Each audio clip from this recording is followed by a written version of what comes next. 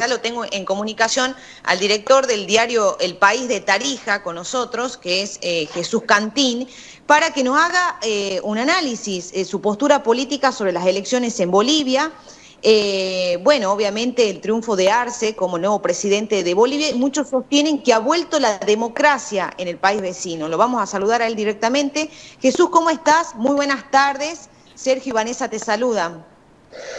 ¿Cómo estás, Vanessa? Buenas tardes, Sergio. Un saludo para vos, para toda la audiencia que nos está escuchando. Ha vuelto la democracia. Bueno, lo que es seguro es que se ha cerrado un círculo, ¿no?, que empezó de alguna forma en 2016, en realidad, con el tema del referéndum, que llegó a un pico el año pasado, el 20 de octubre, y que ayer ha tenido, digamos, un cierre que todavía no es oficial, ¿no?, porque aquí todavía estamos pendientes del cómputo definitivo. El cómputo va muy despacio, pero las dos encuestas en boca de urna, los dos conteos rápidos, básicamente han dado la victoria muy holgada, digamos, a Luis Arce, que era el candidato del Movimiento al Socialismo, el candidato de Evo Morales, ¿no? Con un 52%, o sea, ha superado el 50%, más de 20 puntos sobre el segundo. Entonces, no hay los datos oficiales, o sea, el Tribunal Electoral ha jugado ahí un papel un poco medio extraño desde el fin de semana, pero ya, digamos, todos los... Carlos Mesa, que era segundo, la propia presidenta Yanine Áñez, y todos los sectores están dando ya por dado el resultado, ¿no? Sí, bueno, Jesús, y contame cómo se vivió el acto eleccionario. ¿Cuántos bolivianos y bolivianas fueron las que se acercaron a las urnas? ¿Hubo algún hecho, incidente extraño? ¿Se desarrolló de manera normal? ¿Y cuál es tu postura política sobre este nuevo Bolivia que va a aparecer, según dicen muchos? Bueno, la elección venía con muchísima tensión, digamos, muchísima tensión política que le estaban poniendo todos los frentes. Era una elección muy polarizada, ¿no?, por todo lo que ha pasado, ¿no?, que seguramente comentaremos. Pero el día en sí, o sea, ayer la jornada ha sido totalmente normal, más allá de las aglomeraciones propias de estas filas y de todas las medidas de bioseguridad, porque la pandemia todavía sigue haciendo estragos en el país. Entonces ha habido alguna aglomeración al principio, algún hecho así medio extraño. Aquí en Bermejo, uno de los candidatos, que además es alcalde de Bermejo, lo han pillado su vagoneta trayendo gente, en fin, desde Salta, pero bueno, pero no ha pasado a mayores, ¿no? Ha sido todo muy tranquilo.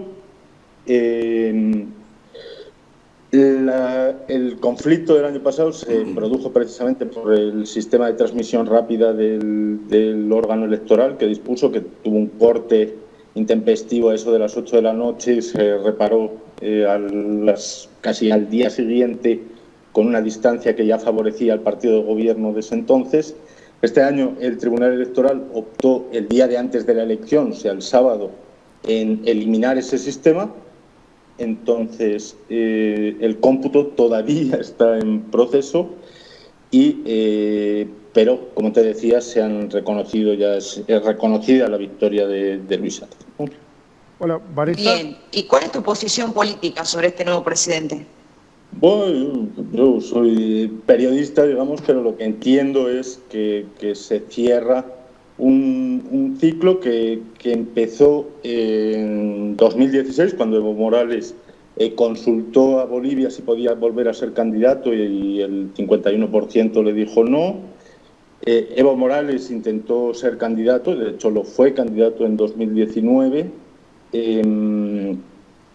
y la población respondió, o sea, perdió, no perdió, digamos, pero cayó respecto a la votación que había tenido en 2014, cayó al 47%, tenía 61, cayó al 47%. De ahí se produjo todo lo que vino después, todas las revueltas, todo, que acabaron con la renuncia de Morales. Y de ahí se instaló un gobierno transitorio que realmente ha intentado posicionar ideas de fin de ciclo, de negación de la fuerza política del movimiento al socialismo, de todo lo que representaba, digamos, y lo que representa, que es todo toda la esencia de lo nacional popular, que en Bolivia está muy arraigada, y no ha funcionado ese clivaje, digamos, esa determinación de luchar contra la idea del movimiento al socialismo, anularlo y negarlo, ¿no? Lo que ha pasado básicamente es que el movimiento al socialismo, ahora sí, con un candidato legal que la Constitución lo avalaba, ¿no? Pues ha vuelto a ganar las elecciones. Con lo cual, digamos, los planteamientos del movimiento al socialismo siguen vigentes en Bolivia, ¿no? Que es un planteamiento nacional popular, digamos, o sea, más a la izquierda, no ni siquiera tan a la izquierda, porque Luis Arce, que ha sido el ministro de Economía, tampoco es que haya sido, digamos, un marxista-leninista ni mucho menos, ¿no? Pero sí mantiene esa tradición nacionalista que en Bolivia ha triunfado desde el 52 y que no ha habido un gobierno que haya podido mantenerse sin este pilar. Bien. Sergio. Sí, Vanessa. ¿Qué tal? Buenas tardes, Jesús. Sergio Vargas te saluda. ¿Cómo estás? ¿Cómo estás, Sergio? Un saludo.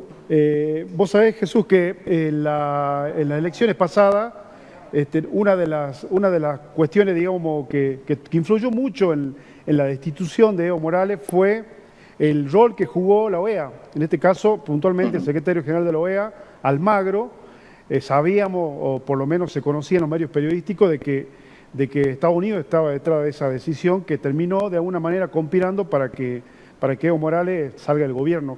¿Cómo fue el rol de los observadores? ¿Cómo observaron ustedes, los periodistas, el periodismo boliviano, el rol de los observadores y puntualmente de la OEA en este proceso electoral? La verdad que los observadores se habla más de ellos de lo que importancia tienen a la hora de la elección, ¿no? Eso, o sea, se habla mucho en Bolivia, por ejemplo, pero no oyes que en España o en Estados Unidos le den mucha importancia a los observadores internacionales, ni tampoco en la Argentina, ¿no? Entonces, el rol al momento ha sido el que tenía que ser, digamos, han seguido la elección, todavía no han emitido informe de la OEA, pero es verdad que el del año pasado fue lapidario, tanto el informe rápido, ¿no? El informe a las 24 horas de la misión, y posteriormente el informe preliminar con el que se argumentó la teoría del fraude, que de alguna forma queda desvirtuada en este momento, no solo por el resultado, sino también porque toda la teoría del fraude, ¿no? Se basaba en el sistema de transmisión rápida de datos que este Tribunal Electoral decidió no utilizar, ¿no? Entonces, el año pasado el problema se produjo con el TREP y este año no había TREP, ¿no? Entonces, bueno, son cosas que han dejado al descubierto, digamos, un poco el relato del fraude, que al final lo acaba tapando la propia democracia y que tenía más que ver.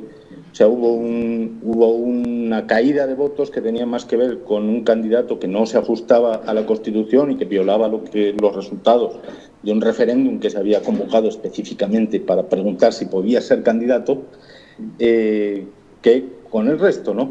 El papel de la OEA hasta hoy, digamos, un año después, hay investigaciones en marcha que no son concluyentes, no han podido determinar el fraude.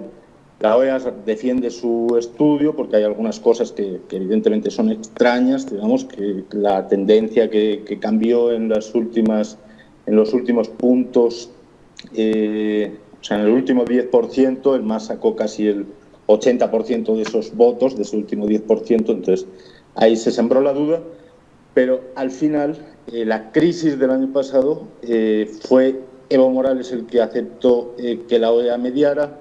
Fue Evo Morales el que reconoció o quiso anular esas elecciones y convocar otras siguientes, y al final fue Evo Morales el que renunció, ¿no? Entonces, eso pasó y ahora, digamos, un año después de mucho sufrimiento, digamos, estamos en otra situación donde las ánforas han dictado sentencia, ¿no?